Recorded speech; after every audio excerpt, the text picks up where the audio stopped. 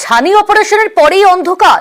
মেটিয়াবুরুজ হাসপাতালের ঘটনায় চাঞ্চল্য। 27-28 জুন ছানি অপারেশন হয় 25 জনের।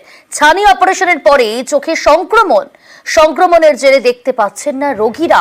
কলকাতা মেডিকেলের আরআইওতে স্থানান্তর রোগীদের। অনির্দিষ্টকাল বন্ধ অপারেশন থিয়েটার। স্বাস্থ্য ভবনের নির্দেশে তদন্ত কমিটি গঠন। आपका नाम? रिजवाना परवीन।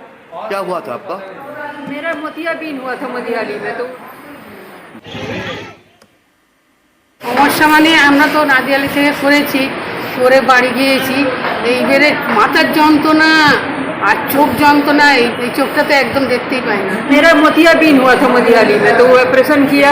तो दूसरा दिन पट्टी खोला तो हम डॉक्टर को देखा तो हमको नहीं दिखा। दवा डालना और दवा खाना ठीक हो जाएगा। डॉक्टर फोन करके हमको बुलाया, बुला करके सबको यहाँ भेज दिया। बोला इन्फेक्शन है। इन्फेक्शन में आँख तो 2 बार धुलाई किया, मोचा, वहाँ ऑपरेशन के ठीक होना चाहिए ना, तो और खराब हो रहा है।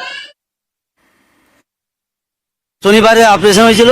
কালকে হঠাৎ মাথা হসপিটাল থেকে ফোন এসেছে কি আপনার রোগীকে নিয়ে আসুন। তারপর আমরা নিয়ে গেছি, ওনার নিজের গাড়িতে অ্যাম্বুলেন্স করে এখানে নিয়ে এসছে। আমরা কেন হয় বলে ইনফেকশন হয়ে গেছে। তো এই দায়িত্ব কার? ইনফেকশন কেন হয়েছে? চোখে দেখতে পাচ্ছে না, অপারেশন আগে দেখা করতে, ওটা ঠিকই ছিল চোখ। এখানে বলছে ইনফেকশন হয়েছে। আমি বলে কার দোষ স্যার এটা? বলে ওখানে ইনফেকশন হয়েছে, এটা এক্সপায়ারি ডেট ছিল। আমার মাদার ইন ল আছে এখানে, লেফট সাইড আইসটা ব্ল্যাক आउट हो গেছে। और डॉक्टर हमारे परिष्कार कथा बोलছে ना, वो एक ही बात बोल रहा है कि गारंटी नहीं आ सकता। इनडायरेक्टली हम लोग को बोल दे कि आँख ठीक नहीं होगा। অপারেশনের পরে ওনারা যথারীতি ডেট দিয়েছিলেন যে স্যাটারডেতে এসে চেক আপ করিয়ে পট্টিটা খুলবে, কিন্তু হঠাৎ সোমবার আমাদেরকে ফোন করে আপনার পেশেন্টকে নিয়ে এক্ষুনি আসতে হবে। আমি বারবার জিজ্ঞেস করছি কেন বলুন না।